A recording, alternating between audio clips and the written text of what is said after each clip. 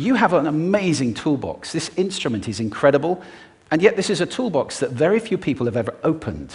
I'd like to have a little rummage in there with you now and just pull a few tools out that you might like to take away and play with, which will increase the power of your speaking.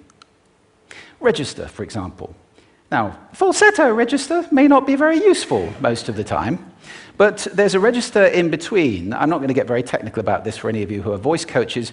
You can locate your voice, however. So if I talk up here in my nose, you can hear the difference. If I go down here in my throat, which is where most of us speak from most of the time, but if you want weight, you need to go down here to the chest. You hear the difference? We vote for politicians with lower voices. It's true, because we associate depth with power and with authority. That's register.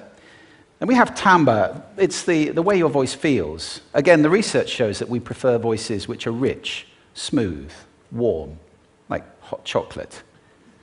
Well, if that's not you, that's not the end of the world, because you can train. Go get a voice coach. And there are amazing things you can do with breathing, with posture, and with exercises to improve the timbre of your voice. Then prosody. I love prosody. This is the sing-song, the meta-language that we use in order to impart meaning. It's route one for meaning in conversation.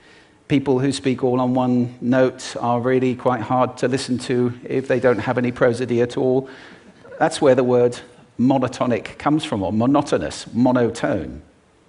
Also, we have repetitive prosody now coming in, where every sentence ends as if it were a question, when it's actually not a question, it's a statement. And if you repeat that one over and over, it's actually restricting your ability to communicate through prosody, which I think is a shame. So let's try and break that habit.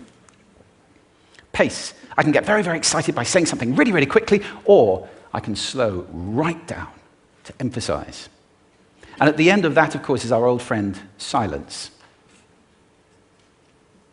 There's nothing wrong with a bit of silence in a talk, is there? We don't have to fill it with ums and ahs. It can be very powerful. Of course, pitch often goes along with pace to indicate arousal, but you can do it just with pitch. Where did you leave my keys? Where did you leave my keys?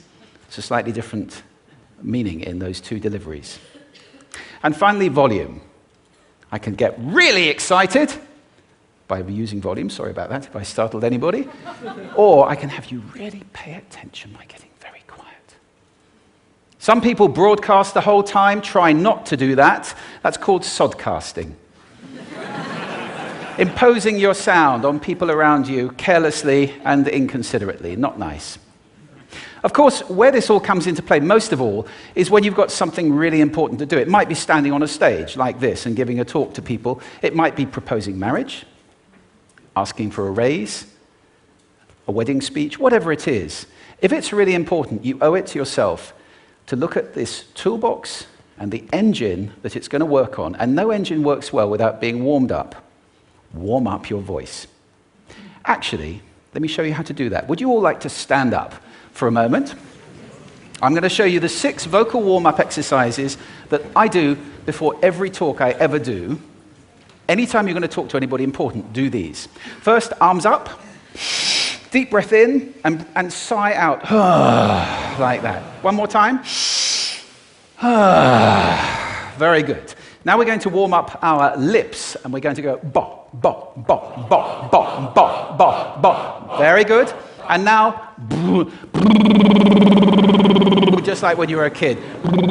Now your lips should be coming alive. We're going to do the tongue next with exaggerated la, la, la, la, la, la, la, la, la. Beautiful. You're getting really good at this. And then roll an R. That's like champagne for the tongue.